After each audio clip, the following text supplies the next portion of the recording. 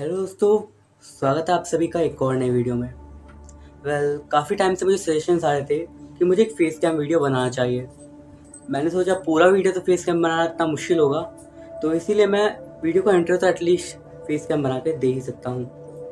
सो दोस्तों, आज मैं आप सभी के लिए लेकर आ गया हूँ रामपुर वाली स्टोरी का पार्ट 2 लेकर।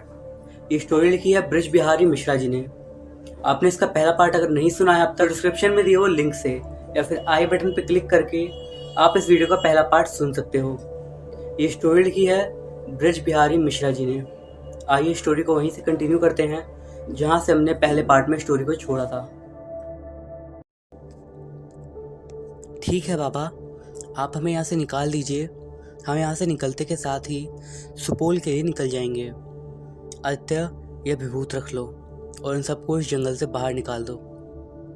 आदित्य कहता है ठीक है ना बाबा, मैं इन सबको जंगल के बाहर छोड़ाऊंगा। इन सबको सुरक्षित जंगल के बाहर निकल के आओ, नहीं तो अभी तुम्हें दर्द होगा। जा रहा हूँ बाबा, गुस्सा मत करें। तुम लोग मेरे पीछे पीछे आओ। वो सभी लोग आदित्य के पीछे पीछे चलते हैं और कैसे भी करके जंगल के बाहर निकल जाते हैं। उसके बाद आदित्य कहता है, सुनो, तुम लोग इस जंगल से बाहर निकल गए हो, यहाँ से सीधे जाओगे तो तुम लोगों को हाईवे मिल जाएगा।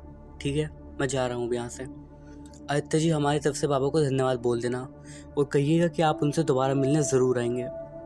ठीक है, अब तुम जाओ। आदित्य वापस चला गया और यह लोग भी हाईवे की तरफ जाने लगे। दोस्तों, अब हमें जल्दी से सुपौल गांव जाना चाहिए। हाँ, मैंने इस गांव के बारे में सुना है। गांव जाने के लिए ट्रेन से जाना पड़ता है, पर हाईवे पर हमें ट्रेन तो नहीं मिलेगी, इसलिए हम बस से टैक्सी करते हैं। हाँ, तुम लोगों ने सही कहा। अरे यार देखो, हम बातों बातों में हाईवे पर पहुंच भी गए। तभी एक टैक्सी आकर इन लोगों के सामने रुकती है। उसका ड्राइवर बोलता है, आपको कहाँ जाना है? हमें सुपौल जाना है, जा सकते हो क्या? सुपौल क्या साहब, आज मैं ही मिला हूँ क्या मजाक करने के लिए? नहीं, हम मजाक नहीं कर रहे हैं, हमें सच में सुपौल जाना है। साहब जी, सुपौल यहाँ से 1-2 किलोमीटर नहीं है। सुपौल जाने के लिए आपको पूरे 2 दिन लगेंगे। 2 दिन? ये तो बहुत ज़्यादा समय है। हमें क्या करना चाहिए? बाबा ने कहा है ना, उस सुरंग का समाधान सुपौल में ही मिलेगा। अनिता, प्रिया और बाकी सब को बचाने के लिए हमें वहीं जाना पड़ेगा। भैया, आप सुपौल चलेंगे? हाँ, मैं ज़रूर चलूँगा, पर किराया 50,000 रुपये लूँगा। ठीक है, चलिए। राजेश, हम 50,000 रुपये कहाँ से लाएंगे? वो हम बाद में सोच लेंगे। अभी तो हमें जल्दी से यहाँ से निकलना होगा। जितना जल्दी हम यहाँ से निकलेंगे उतना ही जल्दी सुपौल पहुँचेंगे। चलो यहाँ से। अब सब टैक्सी में बैठ जाते हैं और ड्राइवर सुपौल के लिए निकल जाता है। इधर वो आत्मा अनीता को शरीर को घसीटते हुए गुफा के अंदर ले जाती है और उसके बाद वो आत्मा एकदम भयानक आवाज़ में बोलती है, मुझे तुम्हारे शरीर की ज़रूरत है। इसके बाद उस आत्मा ने अपने बड़े बड़े नाखूनों से अनीता का एक हाथ थोड़ा सा काट डाला और उसमें से निकल रहे खून को आत्मा ने अपने सर पर लगाया और खून लगते ही वो आत्मा एक काली धुंध में बदल गई और अनीता के कटे हुए हाथ के रास्ते वो अनीता के अंदर चली गई। इसके बाद रात में तकरीबन 12 बजे वो लोग टैक्सी से सुपौल जा रहे थे। दोस्तों, मुझे बहुत भूख लग रही है, रास्ते में कोई होटल भी नहीं मिल रहा। हाँ यार, हम सुपौल तो पर से पहुँचेंगे, तब तक खाएंगे क्या? अरे साहब, आप लोगों को भूख लग रही है तो आप जिस सीट पर बैठे हैं उसे ऊपर कर दीजिए, आप लोगों को खाना मिल जाएगा। मैं ज़रूरत के वक्त के लिए सामान रखता हूँ अपने पास। अरे वो सामने देखो, सड़क पर कोई खड़ा है, गाड़ी घुमाओ वरना टक्कर हो जाएगी। ड्राइवर जल्दी से गाड़ी घुमा देता है। अरे गाड़ी रोको, हमें सीधा जाना था, इस तरफ नहीं। गाड़ियाँ ब्रेक नहीं लग रहे हैं, लगता है ब्रेक फेल हो गए हैं। गाड़ी बहुत तेज चल रही है, जल्दी कुछ करना होगा। वो देखो सामने गांव दिख रहा है। अरे जल्दी करके कुछ गाड़ी रोको, नहीं तो हम खंभे से टकरा जाएंगे। गाड़ी रुक नहीं रही है, मैं क्या करूं? ड्राइवर चिल्लाता है। तभी गाड़ी तेज से खंभे से टकरा जाती है और गाड़ी में बैठे सारे लोग बाहर गिर पड़ते हैं। उसके बाद ड्राइवर कहता है, अरे लग गई, आज तो मेरी गाड़ी पूरी तरीके से टूट गई, हम क्या करें? अरे अब सुपौल कैसे जाएंगे? दूसरी तो गांव है ना, चलो किसी को अपनी समस्या बताते हैं, शायद हमें मदद मिल जाए। पर यहाँ पे कोई दिखाई क्यों नहीं दे रहा? अंधेरा ही बहुत है। प्रतिज्ञा कहती है, थोड़ा आगे जाकर देखते हैं, शायद कोई दिख जाए। ड्राइवर बोलता है, ठीक है चलिए, अंधेरे में मुझे डर लग रहा है। जैसे ही वो लोग थोड़ा आगे जाते हैं वैसे ही उन्हें एक लड़की के सिसक सिसक कर रोने की आवाज़ आती है, जैसे मानो वो लड़की बहुत ज़्यादा दुखी हो और किसी को ढूंढते हुए रो रही हो। ये किसकी आवाज़ है? ये आवाज़ तो यहीं कहीं से आ रही है। वो लोग उस रोने की आवाज़ की तरफ बढ़ते हैं। प्रतिज्ञा को एक घर के अंदर से एक हाथ बाहर निकला दिखाई देता है जो उन्हें अपनी तरफ आने का इशारा कर रहा था। प्रतिज्ञा रुक जाती है और अपने दोस्तों को कहती है, उधर देखो। राजू सबसे आगे होने के कारण प्रतिज्ञा की आवाज़ नहीं सुन पाता और अकेले ही आगे बढ़ता चला जाता है। और राजू के अलावा सभी लोग उस इशारे करते हुए हाथ को देखते हैं और आपस में बात करने लगते हैं, ये किसका है और वो हमें अपने पास आने के लिए क्यों बुला रहा है? क्या हम जाकर देखें? नहीं, हम बिना सोचे समझे वहाँ नहीं जाना चाहिए। कुछ भी हो सकता है, हो सकता है किसी आत्मा या रूह का हाथ हो। हाँ, प्रिया सही बोल रही है। वैसे भी यहाँ बहुत अंधेरा है, बस यही घर में बत्ती जल रही है, तो हम यहाँ ऐसे खड़े तो नहीं रह सकते ना। तभी अचानक से एक ज़ोरदार चीख सुनाई देती है और चीख किसी और की नहीं बल्कि राजू की थी। राजू कहाँ है ये? सब जल्दी जल्दी राजू को इधर उधर ढूंढने लगते हैं और उसके बाद ड्राइवर कहता है, मुझे तो लगता है कि ये कोई आत्मा है, मैं उस हाथ की तरफ जाता हूँ, अगर आप लोगों को आना है तो आ जाइएगा। ड्राइवर को भागता देख सब उसके पास भागते हैं और पहुँचने के बाद वो लोग घर का दरवाज़ा खटखटाते हैं। एक लड़की ने अचानक से दरवाज़ा खोला और वो लोग अंदर गए तो उस लड़की ने जल्दी से दरवाज़ा बंद कर दिया। उसके बाद प्रीति कहती है, मुझे पता ही था, इसीलिए मैं कब से आप लोगों को इशारा करके बुला रही थी। क्षमा करें, आप है कौन और आप हमें क्यों बुला रही थी और हमारा एक दोस्त अचानक कहाँ चला गया? मैं इस गांव के प्रधान जी की बेटी प्रीति हूँ और इस गांव में 6 बजे के बाद एक रूह रोती हुई घूमती है। वही रूह आपके दोस्त को अपने साथ लेकर चली गई है। ये रूह आखिर है किसकी, यह मैं नहीं जानती, पर मेरे पापा जानते होंगे इस रूह के बारे में। तुम्हारे पापा हैं कहाँ और उनसे मिल सकते हैं क्या? वो आज नहीं आए हैं क्योंकि उनके आने से पहले ही 6 बज गए थे। वो कल दूसरे गांव से आएंगे, तब आप उनसे मिल लेना। अभी आप आराम कर लो, मैं आपके लिए खाना का इंतजाम करती हूँ। फिर प्रीति किचन में चली जाती है और प्रतिज्ञा कहती है, अब हम यहाँ से कल ही जा पाएंगे और कोई रास्ता नहीं है। राजू को बचाने के लिए अब इस गांव के प्रधान से मिलना होगा और उसके बाद हमें प्रिया, अनीता और बाकी सबको बचाना होगा। बाकी सबको बचाना इसका मतलब? वो लोग ड्राइवर को सारी बात बताते हैं और उसके बाद ड्राइवर बोलता है, इसका मतलब आप लोग पहले से ही आत्मा के चक्कर में फंसे हैं और आप लोगों ने मुझे बताया भी नहीं। अगर मुझे पहले पता होता तो आप लोगों को वहाँ ले जाने का तैयार ही नहीं होता। भगवान उठा ले मुझे, नहीं तो उस आत्मा को उठा ले। उस आत्मा की वजह से मैं घर नहीं जा पा रहा हूँ। घर पर मेरी बीवी मेरा इंतज़ार कर रही है। सूरज धीरे से बड़बड़ाता है। लगता है भूत प्रेत और आत्माओं की बात सुनकर पगला गया है, इससे कुछ ज़्यादा इमोशनल हो रहा है। खाना तैयार है, आप लोग खा लो, प्रीति कहती है। ठीक है, हम भी आ रहे हैं। इसके बाद वो सब लोग सो जाते हैं। अगली सुबह प्रधान जी घर आते हैं और प्रीति को आवाज़ लगाते हैं, बेटा प्रीति। प्रीति प्रधान जी के सामने आती है और प्रीति के साथ ही सूरज, राजेश, प्रतिज्ञा और ड्राइवर भी आते हैं। उसके बाद प्रधान जी बोलते हैं, बेटा ये लोग कौन है और हमारे घर में क्या कर रहे हैं? पापा, ये लोग उस रूह का शिकार होने वाले थे पर ये लोग बच गए, लेकिन इनका साथी उस रूह का शिकार हो गया है। ओह, सुनकर दुख हुआ। तब तुम लोग क्या चाहते हो? हमें प्रीति जी ने कहा कि शायद आप उस रूह के बारे में जानते हैं, कि आप हमें उस रूह के बारे में कुछ बता सकते हैं जिससे अपने दोस्त को बचा सकें। दरअसल मैं उस समय कुछ टाइम के लिए गांव से बाहर गया था और जब मैं वापस आया तो इस गांव में उस रूह का कब्जा था। तो और कोई तो होगा जिसे उस रूह के बारे में पता होगा। आप एक बार याद करने की कोशिश करो, शायद हमारी मदद हो जाए। ठीक है। प्रधान जी घर में इधर उधर चलते हुए याद करते हैं और उधर राजू उस लड़की के भयानक आत्मा के साथ एक जिंदा लाश बनकर खड़ा था। ऐसा लग रहा था कि राजू के अंदर कोई जान ही नहीं है। राजू को देखकर वो आत्मा बोलती है, आप कहाँ चले गए थे? मैंने बहुत ढूंढा आपको। मैं जब उस आदमी से मदद मांगने गई तो उसने मेरी मदद भी नहीं करी। फिर उसके आदमी ने मेरे साथ बहुत बुरा किया। चलो ना, मेरे साथ चलो। इधर प्रीति बोलती है, पापा आप कब तक ऐसे चलते चलते सोचोगे, यहाँ बैठ जाओ। याद आ गया। जिस समय एक घटना हुई थी उस समय मैं तो गांव में नहीं था, पर मेरा एक दोस्त यहाँ रहता था, शायद उसे पता होगा। उसका नाम है उसका नाम है राजेश्वर राजेश कुमार राजू। ये नाम 4 आदमी के है ना? नहीं, ये मेरे एक ही दोस्त का नाम है। तुम लोगों को वही इसके बारे में बता सकता है, घटना के बारे में। आपको दोस्त हमें कहाँ मिलेंगे? उस घटना के बाद मेरे दोस्त ने गांव छोड़ दिया था और सुपौल में जाकर बस गया था। अरे हमें भी तो सुपौल ही जाना है, पर रास्ते में हमारी गाड़ी दुर्घटनाग्रस्त हो गई थी और हम इस गांव में फंस गए। अब हम वहाँ के लिए निकलेंगे तब भी हम जल्दी नहीं पहुँच पाएंगे। क्या करें अब? ऐसा किसने कहा तुम लोगों को सुपौल जाने में 2 दिन लगेंगे? सब ड्राइवर की ओर इशारा करते हैं। ड्राइवर बोलता है, मेरी ओर क्या इशारा करते हो? मुझे जो मालूम था वो मैंने बताया, और मैं बता रहा हूँ इस गांव से आगे नहीं जाने वाला हूँ। तुम लोगों को जहाँ जाना है जाओ। मेरी सांस को पता चलेगा कि उनकी दी हुई गाड़ी टूट गई है तो पता नहीं क्या करेंगे।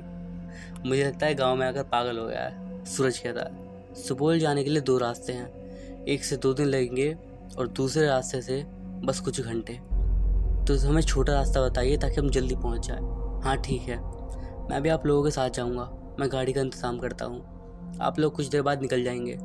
अभी आप लोग आराम करें, मैं भी आता हूँ। फिर प्रधान जी वहाँ से चले जाते हैं। उसके बाद प्रीति कहती है, आप लोग आराम करो, तब तक पापा वापस नहीं आए थे।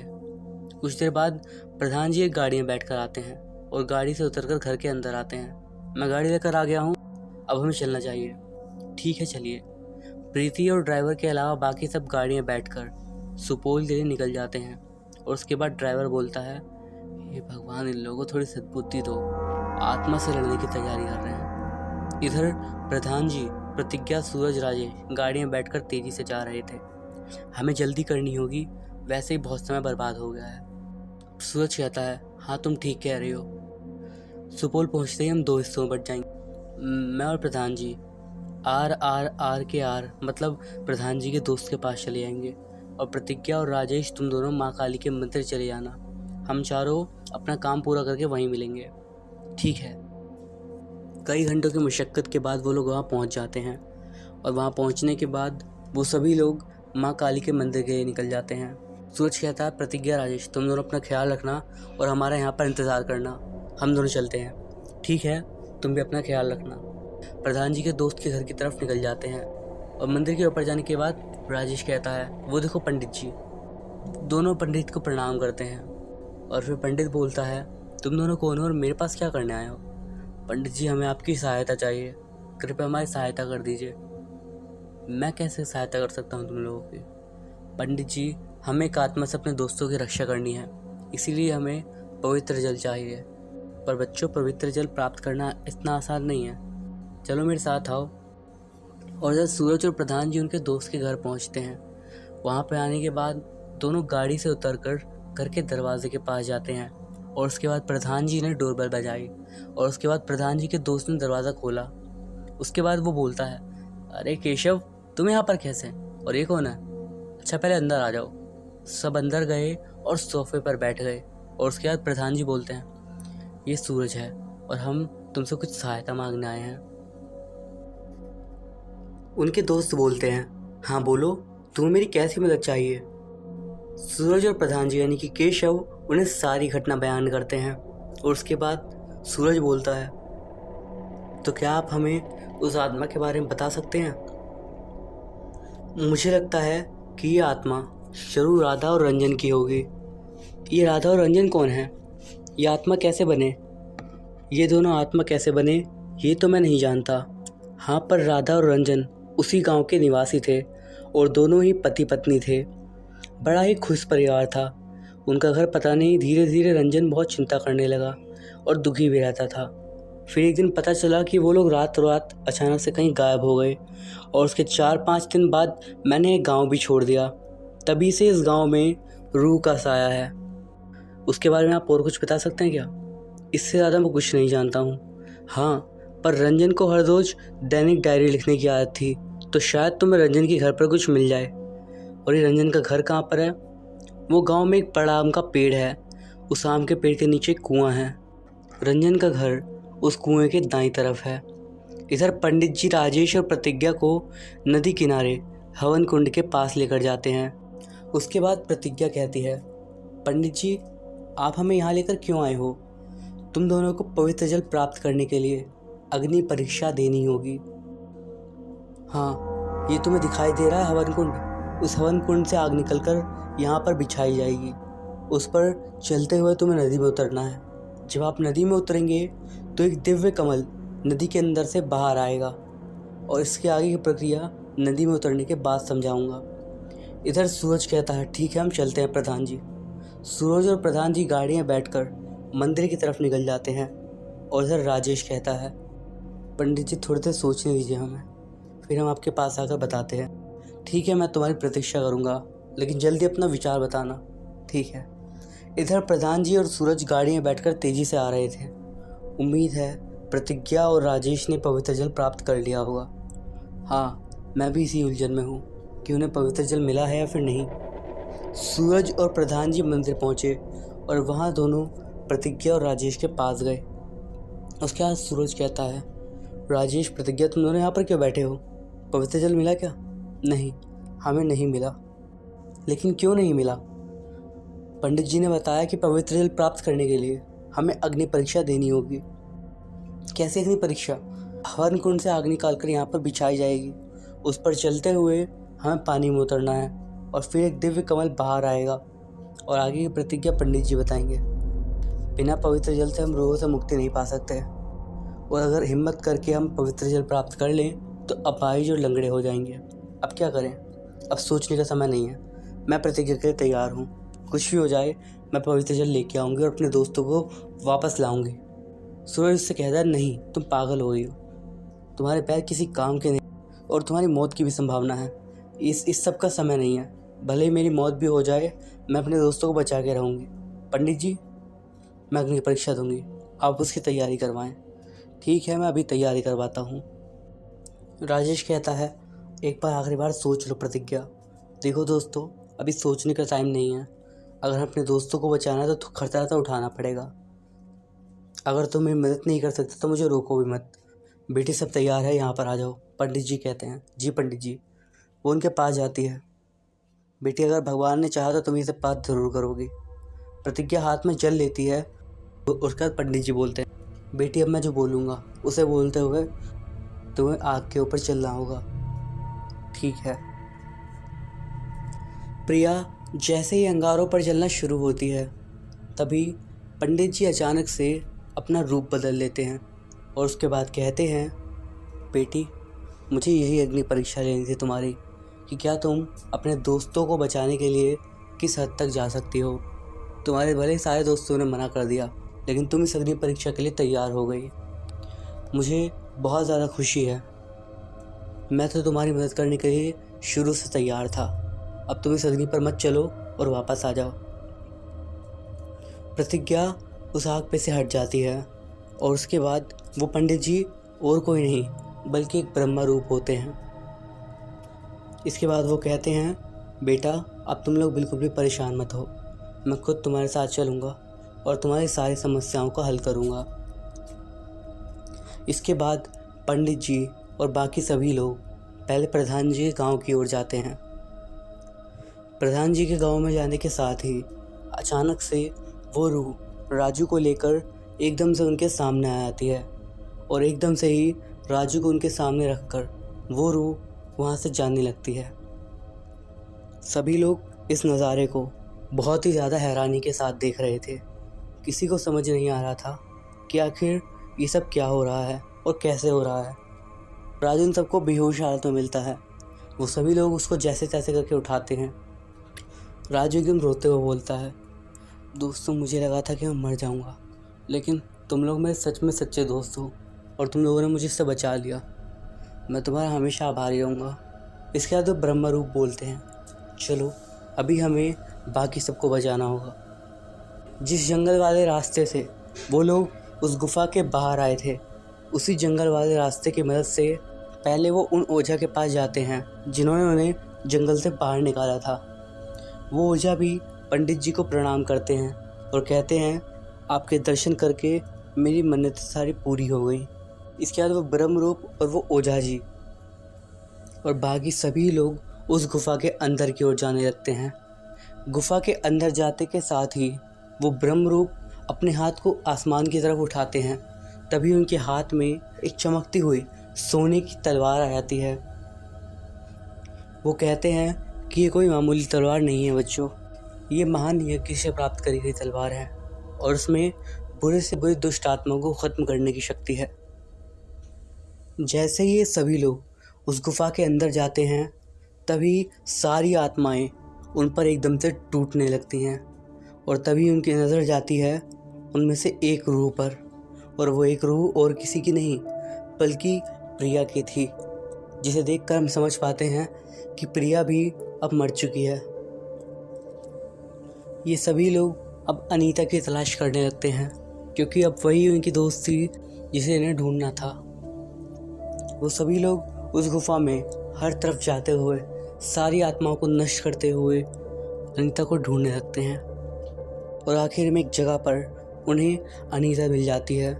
और अनीता अकेले नहीं थी, उसके साथ थी वही दुष्ट आत्मा। वहाँ वो दुष्ट आत्मा एकदम से चिल्लाते हुए बोलती है, यही था मेरा सबसे बड़ा मायाजाल। ये पूरा षड्यंत्र सिर्फ मेरा था, ताकि तुम सभी लोग मेरे पास आ जाओ।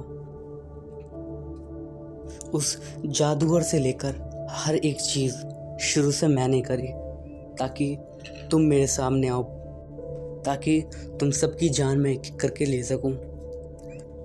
इसके तुरंत बाद वो ब्रह्म रूप जो होते हैं, उनके पीछे से एक सफ़ेद रंग का प्रकाश निकलने लगता है और उनका रूप एकदम देवी हो जाता है। सभी लोग एकदम से हैरान हो जाते हैं और ओझा जी अपने हाथ जोड़ लेते हैं। इसके बाद बस सभी लोगों को इतना याद रहता है कि ब्रह्मा जी के उन देवी रूप ने अपनी उस तलवार को उस आत्मा के सीने के आर पार कर दिया था। और जैसे ही वो ऐसा करते हैं, उन सभी की आंखों के सामने एकदम घनघोर अंधेरा छा जाता है। इसके बाद जब उनकी आंखें खुलती हैं तो वो लोग उस जंगल में होते हैं। वो सभी लोग देखते हैं कि उनके पास ना तो अब वो ब्रह्म रूप थे और ना ही वो ओझा जी और ना ही आदित्य। वो भागकर ओझा जी वाली गुफा में जाते हैं, लेकिन उन्हें वहाँ पर कोई नहीं मिलता। और सबसे बड़ी बात ये थी कि वहाँ पर अब कोई गुफा ही नहीं थी। वो लोग हैरान हो जाते हैं। वो सभी लोग अपने शहर वापस लौट जाते हैं। यहाँ आने के बाद धीरे धीरे सभी लोग अपनी ज़िंदगी को वापस नॉर्मल करने की कोशिश करते हैं। धीरे धीरे उनकी ज़िंदगी पटरी पर आती भी है। उनकी ज़िंदगी में एक ऐसी दुर्घटना वास कर रही थी जो कि मरते दम तक उनका साथ नहीं छोड़ेगी। वो लोग सोचते रहते हैं, आखिर उन लोगों की ऐसी क्या गलती थी कि उन लोगों के साथ ये सब हो गया। लेकिन कहते हैं ना, कई सवालों के जवाब हमें ज़िंदगी भर नहीं मिल पाते। कुछ इसी तरीके की थी ये कहानी भी। तो दोस्तों, कैसी लगी आपको ये वाली कहानी? कमेंट्स के ज़रिए हमें ज़रूर बताइएगा। अगर अच्छी लगी हो तो इस वीडियो को एक लाइक ज़रूर कीजिएगा, और एटलीस्ट इस छोटे से फेस कैम के लिए इस वीडियो को लाइक ज़रूर करिएगा। मैं अभिषेक मिलता हूँ आपसे अगली वीडियो में अगली स्टोरी के साथ। तब तक के लिए